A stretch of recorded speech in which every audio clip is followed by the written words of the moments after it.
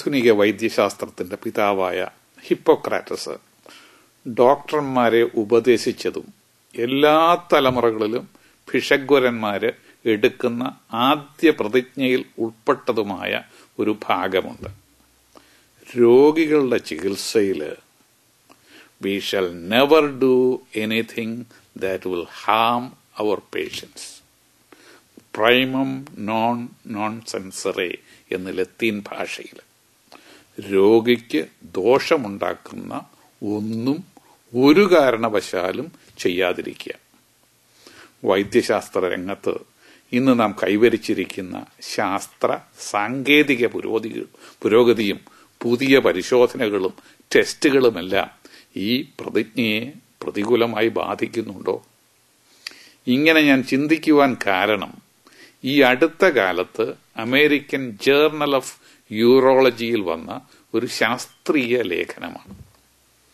പുരുഷന്മാരുടെ പ്രോസ്റ്റേറ്റ് ഗ്രന്ഥിയെ ബാധിക്കുന്ന ക്യാൻസർ നേരത്തെ കണ്ടുപിടിക്കാനുള്ള PSA എന്ന ബ്ലഡ് ടെസ്റ്റ് ആദ്യമായി ഇറങ്ങിയത് 1987 പ്രോസ്റ്റേറ്റ് ക്യാൻസറിന്റെ ലക്ഷണങ്ങൾ കണ്ടു തുടങ്ങുന്നതിന് അനേക വർഷങ്ങൾക്ക് മുമ്പ് തന്നെ വളരെ ലഘുവായ ഈ ബ്ലഡ് ടെസ്റ്റിലൂടെ പ്രോസ്റ്റേറ്റ് ക്യാൻസർ ഉണ്ടോ എന്ന് കണ്ടുപിടിക്കാൻ സാധിക്കും എന്നതാണ് ഇതിന്റെ പ്രത്യേകത. എന്നാൽ ഈ ടെസ്റ്റ് കൊണ്ട് രോഗികൾക്ക് കൂടുതൽ ഗുണമാണോ ദോഷമാണോ ഉണ്ടാകുന്നത് എന്നായിരുന്നു യൂറോളജി ലേഖനത്തിലെ ചർച്ചാ വിഷയം. പ്രായമാകുന്ന പുരുഷന്മാരിൽ വളരെ കൂടുതലായി പ്രായം കൂടുന്നതിനനുസരിച്ച് ഉണ്ടാകുന്നതാണ് പ്രോസ്റ്റേറ്റ് ക്യാൻസർ. എന്നാൽ ഭാഗ്യവശാല് വളരെ സാവധാനത്തിൽ വളരുന്നതും തന്മൂലം അപകടം താരതമ്യേന കുറഞ്ഞതുമായ ഒരു ക്യാൻസറാണിത്. 50-ാമത്തെ വയസ്സിൽ മറ്റേതെങ്കിലും കാരണം കൊണ്ട് മരിക്കുന്ന ഒരു പുരുഷന്റെ പ്രോസ്റ്റേറ്റ് ഗ്രന്ഥി എടുത്ത് പത്തോളജി പരിശോധന നടത്തിയാൽ അയാളുടെ പ്രോസ്റ്റേറ്റിൽ എവിടെങ്കിലും ക്യാൻസർ സെൽസ് ഉണ്ടായിരുന്നു, അതിന്റെ ആരംഭം ഉണ്ടായിരുന്നു എന്ന് കണ്ടുപിടിക്കാനുള്ള സാധ്യത 42%. 70 വയസ്സ് കഴിഞ്ഞ ഒരു പുരുഷന്റെ പ്രോസ്റ്റേറ്റ് ഗ്ലാൻഡ് എടുത്ത് പരിശോധന നടത്തിയാൽ മൈക്രോസ്കോപ്പിക് പരിശോധനയിൽ ഏതാനും ക്യാൻസർ സെല്ലെങ്കിലും ഉണ്ടായിരുന്നു എന്ന് കണ്ടുപിടിക്കാനുള്ള സാധ്യത 80%. 50 വയസ്സ് കഴിഞ്ഞ ഒരാളില് പ്രോസ്റ്റേറ്റ് ക്യാൻസർ കാണുവാനുള്ള സാധ്യത, സെൽസ് കാണുവാനുള്ള സാധ്യത 42% ഉണ്ടെങ്കിലും അയാൾ പ്രോസ്റ്റേറ്റ് ക്യാൻസർ പടർന്ന് ജീവിതത്തിൽ എന്നെങ്കിലും അതുകൊണ്ട് മരിക്കുവാനുള്ള സാധ്യത 2.8% മാത്രമാണ്.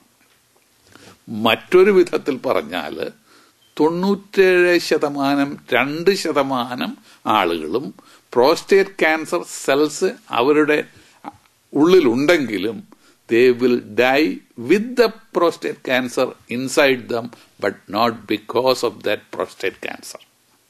97% 2% പ്രോസ്റ്റേറ്റ് ക്യാൻസർ സെൽസ് ഉള്ള രോഗികളും ദീർഘകാലവും ജീവിക്കുകയും മറ്റേതെങ്കിലും കാരണങ്ങൾ കൊണ്ട് മരിക്കുവാനുമാണ് സാധാരണ സംഭവിക്കുന്നത്.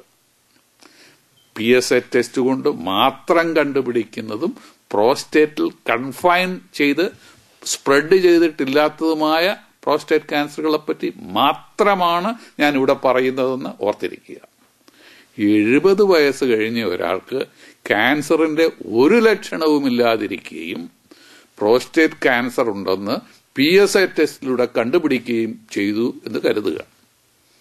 അയാൾക്ക് പ്രോസ്റ്റേറ്റ് ക്യാൻസർ കൊണ്ട് മരിക്കുന്നതിനേക്കാൾ അടുത്ത 10-15 വർഷങ്ങൾക്കിടയിൽ ഹാർട്ട് അറ്റാക്ക് കൊണ്ടോ സ്ട്രോക്ക് കൊണ്ടോ കാറിടിച്ചോ മരിക്കാനാണ് അനേക മടങ്ങ് സാധ്യത. അതുകൊണ്ട് രോഗലക്ഷണമില്ലാത്ത ഒരാൾക്ക് PSA ടെസ്റ്റ് നടത്തി അയാൾക്ക് പ്രോസ്റ്റേറ്റ് ക്യാൻസർ ഉണ്ടെന്ന് കണ്ടുപിടിച്ച് അയാളോട് പറയുന്നത് ന്യായീകരിക്കാമോ? പ്രോസ്റ്റേറ്റ് ക്യാൻസർ ആരംഭദശയിലാണ്, അതുകൊണ്ട് അപകടമുണ്ടാകാനുള്ള സാധ്യത വളരെ കുറവാണ്, ചികിത്സ ആവശ്യമില്ല എന്ന് രോഗിയോട് ഉപദേശിച്ചാലും കുറച്ച് രോഗികളെങ്കിലും സർജറിയിലും റേഡിയേഷനിലും കീമോതെറാപ്പിയിലുമൊക്കെ എത്തിച്ചേരും. പല ചികിത്സകളും ദോഷകരമായ പാർശ്വഫലങ്ങൾ ഉള്ളതുമാണ്. ഇൻകോണ്ടിനൻസ്, അതായത് മൂത്രം കൺട്രോൾ ചെയ്യുവാനുള്ള ശക്തി നഷ്ടപ്പെടുക, ഇമ്പോർട്ടൻസ്, അതായത് ലൈംഗിക ഉദ്ധാരണ ശക്തി നഷ്ടപ്പെടുക തുടങ്ങിയ ദോഷകരമായ കോംപ്ലിക്കേഷൻസ് ഉള്ളവയാണ് ഈ ചികിത്സകളിൽ പലതും. ചികിത്സ ഒന്നും ചെയ്തില്ലെങ്കിൽ തന്നെയും ഇവരോട് പ്രോസ്റ്റേറ്റ് ക്യാൻസറിന്റെ സെല്ലുണ്ടെന്ന് കണ്ടുപിടിച്ച് പറഞ്ഞു കഴിഞ്ഞാൽ തങ്ങൾക്കുള്ളിൽ ക്യാൻസർ ഉണ്ടെന്ന് അറിഞ്ഞുകൊണ്ട് 10-20 വർഷം ജീവിക്കേണ്ടി വരുന്നപ്പോൾ ഉള്ള മാനസിക സംഘർഷം ഒന്ന് ചിന്തിച്ച് നോക്കിക്കേ. അതുകൊണ്ട് American CDC, central for disease കൺട്രോളും USA പ്രിവന്റീവ് മെഡിക്കൽ ടാസ്ക് ഫോഴ്സും ഇന്ന് രോഗലക്ഷണമില്ലാത്ത എല്ലാവരിലും PSA ടെസ്റ്റ് ചെയ്യണമെന്ന് ഉപദേശിക്കുന്നില്ല. അമേരിക്കൻ യൂറോളജി സൊസൈറ്റിയും നാഷണൽ ക്യാൻസർ ഇൻസ്റ്റിറ്റ്യൂട്ടും 50 വയസ്സ് കഴിഞ്ഞ പുരുഷന്മാരിൽ PSA ടെസ്റ്റ് ചെയ്യാൻ ഉപദേശിക്കുന്നുണ്ട് എന്നത് ശരി തന്നെ. എന്നാൽ ഈ ടെസ്റ്റ് ചെയ്യുന്നതിന് മുമ്പ് ഈ ടെസ്റ്റിന്റെ ഗുണദോഷങ്ങളെപ്പറ്റി രോഗികളെ ബോധവൽക്കരിച്ചിരിക്കണമെന്നാണ് ഇന്ന് ഡോക്ടർമാർക്ക് നിർദ്ദേശം നൽകിയിരിക്കുന്നത്. PSA ടെസ്റ്റിലൂടെ കണ്ടുപിടിക്കാൻ സാധിക്കുന്ന പ്രോസ്റ്റേറ്റ് ക്യാൻസറിനേക്കാൾ തലമുറകളായി ഡോക്ടർമാര് റെക്ടത്തിൽ ഒരു വിരൽ മാത്രം ഉപയോഗിച്ച് നടത്തുന്ന റെക്ടൽ എക്സാമിനേഷൻ കൂടെ കണ്ടുപിടിക്കപ്പെടുന്ന പ്രോസ്റ്റേറ്റ് ക്യാൻസറുകളാണ് വാസ്തവത്തിൽ ചികിത്സിക്കപ്പെടേണ്ടതെന്നും അവയ്ക്കാണ് ചികിത്സകൾ കൊണ്ട് കൂടുതൽ പ്രയോജനം സിദ്ധിക്കാൻ സാധ്യതയുള്ളതെന്നും ഇന്ന് പല വിദഗ്ധന്മാരും അഭിപ്രായപ്പെടുന്നു. ഈ വിവരങ്ങളെല്ലാം 70 വയസ്സ് കഴിഞ്ഞ സരസനായ ഒരു അമേരിക്കൻ മലയാളിക്ക് കുറച്ചുനാൾ മുമ്പ് ഞാൻ പറഞ്ഞു കൊടുത്തു. PSA ടെസ്റ്റ് അബ്നോർമൽ ആണെന്ന് കണ്ടതുകൊണ്ട് മാത്രം സർജറിക്ക് പോകുന്നതിന് മുമ്പ് ഒരു സെക്കൻഡ് ഒപ്പീനിയൻ എപ്പോഴും നേടിയിരിക്കണമെന്നും ഞാൻ അയാളെ ഉപദേശിച്ചു. അദ്ദേഹം ഒരു കുസൃതി ചിരിയോടുകൂടെ എന്നോട് പറഞ്ഞു, എന്നാൽ എനിക്ക് ദയവായി റെക്ടൽ എക്സാമിനേഷൻ മാത്രം ചെയ്താൽ മതി. എന്നാൽ ഡോക്ടർ ഒരു കാര്യം ചെയ്യണം, 2 വിരൽ ഉപയോഗിച്ചും തനിക്ക് റെക്ടൽ എക്സാമിനേഷൻ ചെയ്യണമെന്ന്.